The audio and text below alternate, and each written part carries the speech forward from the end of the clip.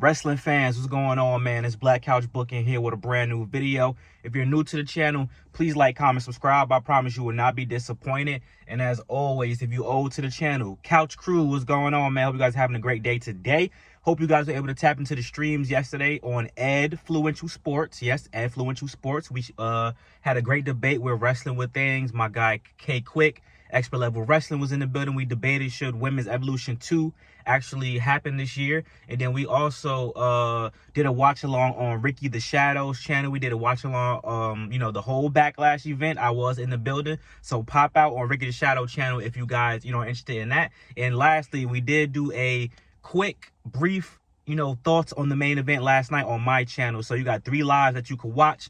Follow me on Instagram at Real Black Couch Booking. Join my Discord. Links in the description down below. And as always, check out the Patreon, man. Exclusive content, man. Uncensored, unfiltered, unadulterated. Check out the content, man. You guys will love the Patreon content. I got more content coming very soon.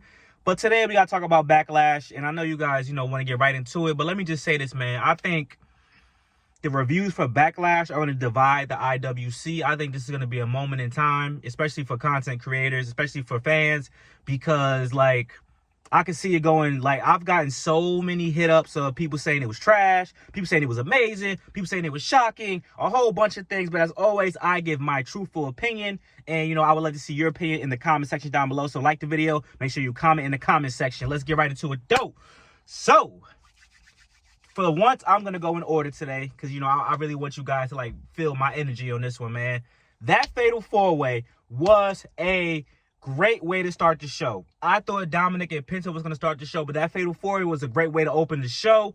I mean, listen, LA Knight, he should be in the main event scene, bro. That pop, that reaction, he got the aura, he got the timing, his promos. He should be in the main event scene. I'm not the biggest LA Knight fan in the whole universe, but I see it. All right?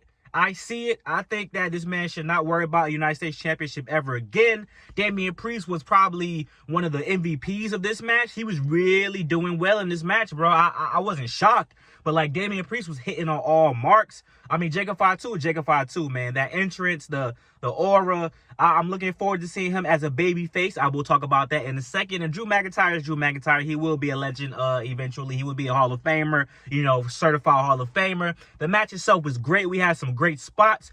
I mean, Damian Priest and Drew going. I knew they was about to go through that table when they, started fighting in the crowd. And I was going to take them out of it. Obviously, Jeff Cobb debuting is the main thing about, this match that people are taking away from it. And I've seen, I've seen both sides bro, this is trash. Or both sides hey, man, this is going to help. I think Jeff Cobb debuting is going to help because it's going to help us to get Jacob Fatu as a babyface. I thought Solo Sikoa was going to be the babyface and the new bloodline was going to betray him and kick him out, and then he becomes a sympathetic babyface. But that's not the plan because Jacob Fatu is so over that it's kind of he got to be the face now. He's going to keep getting cheered. People love him. He has a personality that could be heel or a babyface. He could just be, all gas, no bricks as a babyface because LA Knight is a face, but he does some heelish antics and he does some, edgy things. So it's going to absolutely work out. And let me say, where LA Knight does the Jacob Fatu impersonation, it's hilarious, by the way. Jeff Cobb, I'm not super duper familiar with Jeff Cobb. Shout out to my guy Edfluential Sports, gave me the breakdown. Shout out to Rage Man Reg. K Quick, gave me a little bit of a breakdown of, he was in Lucha Underground. He was in New Japan, and he's pretty good apparently.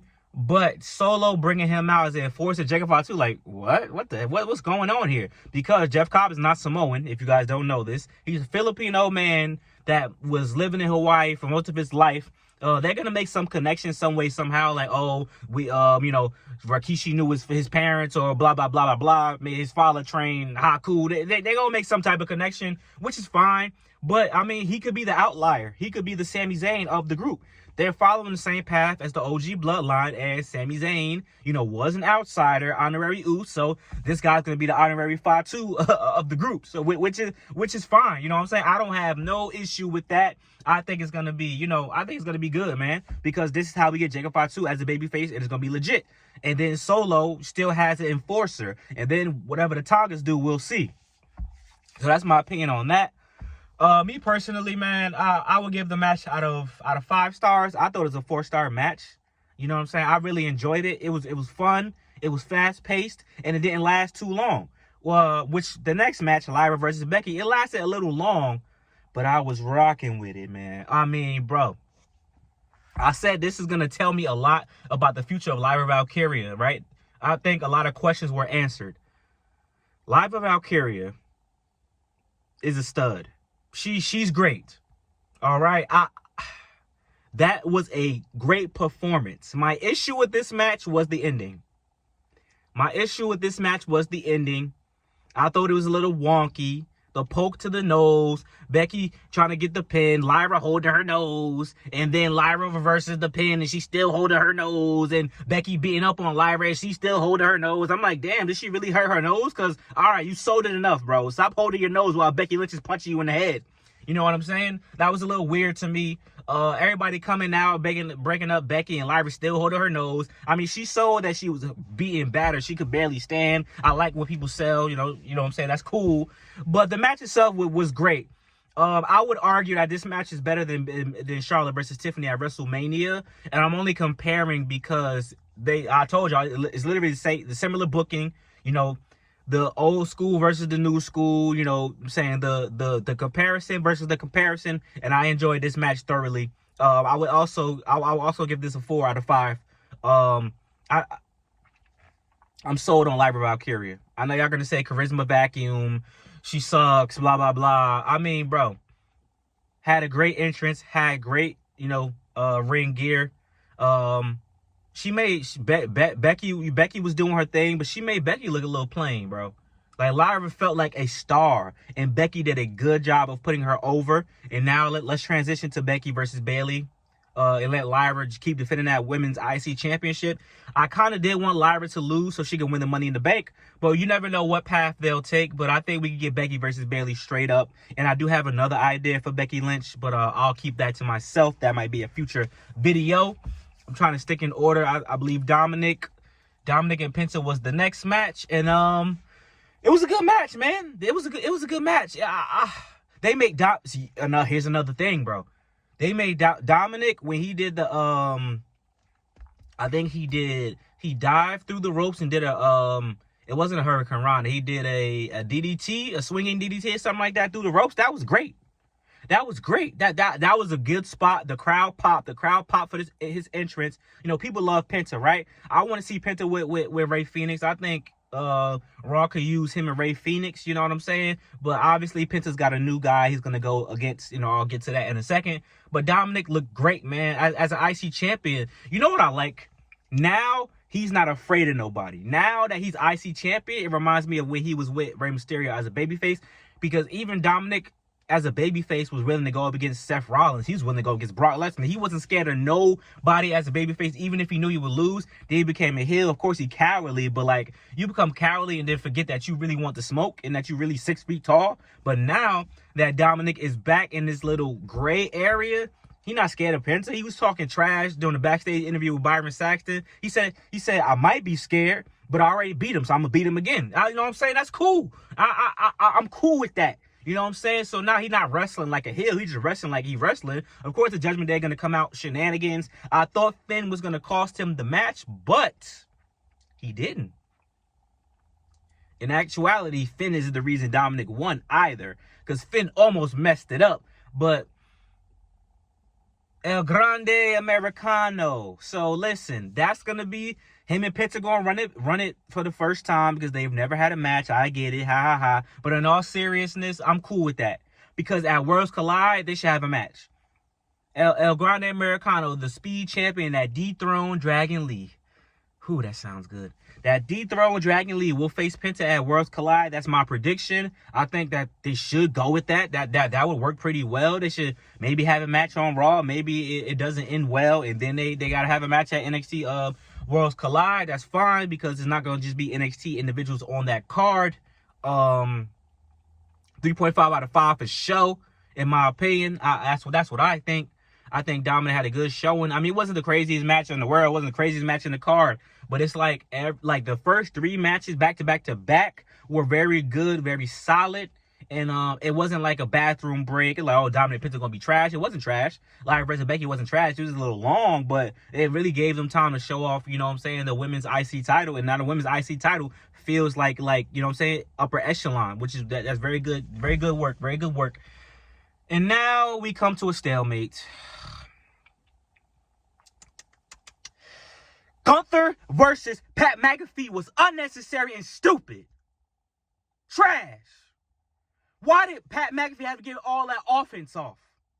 Why? Are you serious? Shout out to Pat McAfee though. He took some good punishment, took some bumps, took some chops. You know what I'm saying? He took his shirt off. I'm like, why are you taking his shirt off, bro? Just wrestle in the jersey. But he did what he had to do. But he shouldn't have been able to do much. Gunther was sweating. Gunther shouldn't have been sweating during this match. Gunther was actually sweating. His hair got messed up. His product should have stayed in place. This man actually had to have a match against Pat McAfee. And Pat McAfee botched, tripping over the ropes. I saw you. That was hilarious. Pat McAfee tripped like 2-3 times. I mean, listen, I don't hold it against him. He's not a professional wrestler. But yo, man, what's going on? Then Gunther showed him respect. So Gunther showed Pat McAfee respect. But was calling Jey Uso trash and all this type of stuff and throwing a temper tantrum. But he showed Pat McAfee a little bit of respect? Gunther tapped when Jey Uso put him in submission, but Pat McAfee has so much will and so much determination and never gave up attitude that he had to pass out. We should have switched the endings. Gunther should have passed out from Jey Uso, and Pat McAfee should have tapped because he's a damn announcer and an NFL kicker. He's not even an offensive lineman. He's not even a tight end. And he went toe-to-toe with Gunther. Are you? Michael Cole taking off his suit jacket. I'm like, oh boy, he's about to do something. Holding Gunther's boot like a doofus. Are you serious? Are they serious? I was not impressed. I was not impressed. I was not impressed. I can't lie to y'all. I was not impressed. I was depressed more than anything. I thought Dragunov was going to come out. I thought Goldberg was going to come out. All this, none. All that for nothing, bro. Would that have been overkill? Maybe. Because we got a Jeff Cobb debut. But I think it would have helped. Michael Cole? They lucky he ain't. If he would have won, we'd have been having a very different conversation. That match was a 2 out of 5. It was unnecessary. I'm really disappointed. I'm really disgusted by what they did to my boy Gunther. That was nasty work. Absolutely disgusting. I can't say much about that. So I want y'all to watch the whole video. So let me not be talking for 30-40 minutes. This one, our main event. Y'all owe John Cena and Randy Orton an apology. Y'all said it was gonna be a snooze fest. Yeah, some of y'all, sorry. Y'all don't know what over exaggeration and hyperbole is. Some of y'all said it was gonna be a snooze fest. Some of y'all said John Cena and Randy Orton matches are always terrible. Some of y'all said this is gonna be the most basic main event ever. This was a good main event. This was a good main event. I give it 3.5 out of 5 stars. Randy and John Cena. Randy more specifically calling that audible to have John Cena go through a regular table because the table spot with the announce table didn't work is some veteran-ish. That is what I like to see. A lot of people can't do that. A lot of people don't have not only the wherewithal to do that, to give the fans what they deserve, but a lot of people don't got the pull to do that. And John Cena and Randy Orton worked very well together in this match. Was I a little tired? All through the night, though, I will say, are we starting to get a little AEW-ish with how many times people kicking out all these damn finishers? I get it's a PLE, but people is kicking out of and avoiding 4 finishes, bruh. But I mean, Randy Orton versus John Cena's their last match. Go all out. I'm all right with it. But it was a little crazy.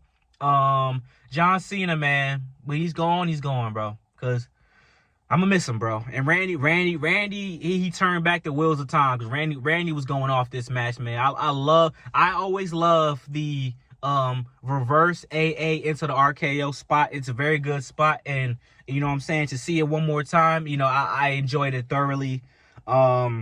R-Truth coming out, everybody gonna have mixed feelings about it. I don't have an issue with it.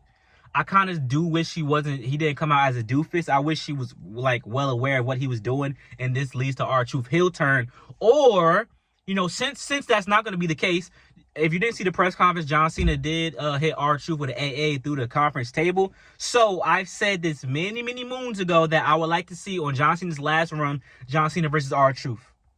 John Cena versus R-Truth. R-Truth is John Cena's biggest fan. Little Jimmy, blah, blah, blah, his hero, blah, blah, blah. I would love to see John Cena versus R-Truth. And you can let R-Truth actually get some offense off. You know what I'm saying? Pay homage to R-Truth being the first black NWA champion. And it'll be a good way to, this will lean more to the heel turn, honestly, because people love R-Truth. I don't think people are going to boo R-Truth for the sake of John Cena. I think John Cena beating up on R-Truth savagely and then R-Truth getting a little hint of offense off is perfect for the heel turn, because the John Cena's heel turn has not been the best in my opinion. I like what he's done with his presentation, wearing the belt backwards. You know what I'm saying? Just having a Tron with his name on it. I liked his promos, especially the one I just passed on Smackdown. But the character itself doesn't make, like, everything. Shout out to OG, Expert Level Wrestling. He said it best. Everything that John Cena's been through for his 20-plus year career, all this type of stuff. And to come back and you have to, even though you're a heel, you got to win off of a low blow and a belt to the face combo. It's kind of trash. It's John Cena. I know he's a heel, but he can still be a heel and kick people's ass without having to do that. It's John Cena. This man literally was beating up on big shows, the great Khali's, doing AAs with 3 people on top of his back, 2 people, I'm guessing, on top of his back. But now, I mean, he's older, but you know what I'm saying? And it just goes to show that they really had no direction for this character, bro. The Rock was right. Cody Rhodes should have had the heel turn. John Cena should have just beat Cody Rhodes as a clean babyface, and then Cody Rhodes have his heel turn, and he's doing stuff with The Rock, blah, blah, blah. Because turning John Cena heel, in theory, was a good idea, but it's not hitting the way that I thought it would be hitting. I'm not going to cap with y'all.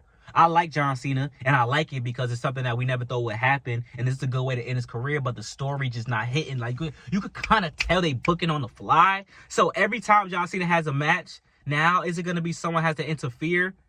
Does it have to be a black man that always interfere? I'm just chatting. I'm playing. But seriously, like, is the ending to every spot now someone interferes and then John Cena does a low blow with the belt attack? Is that going to be the end for everyone? You know what I'm saying? Like, I don't know about that, bro.